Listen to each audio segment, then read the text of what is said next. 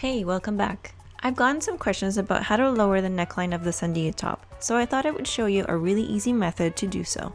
You're going to need your pattern piece, a piece of paper, and a pencil. Oh, and some scissors. This is a quick, easy beginner pattern that only has 2 pattern pieces.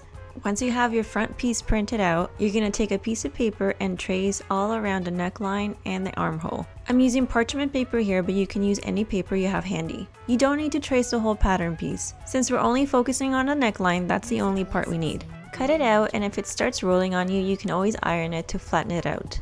Next, you're going to place this on top of the original pattern piece. Make sure you're aligning the shoulder point. You're going to use this point as a pivot to open up the neckline. Pay close attention to this because you want to maintain the same shoulder width. You also want to draw that curve a little bit straighter than you think. If you draw in that curve too deep, the middle of that strap will be thinner than it is at the top. You also want to make sure that your finishing line at the center point is straight, so that when you unfold it, the neckline is nice and curved. Otherwise, you might end up with a V-neck.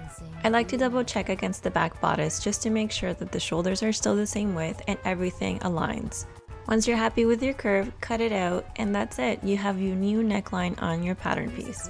You can always play around with the proportions to see what you like, but if this tutorial was helpful to you, please let me know, and I hope you make it, and of course show me. Bye!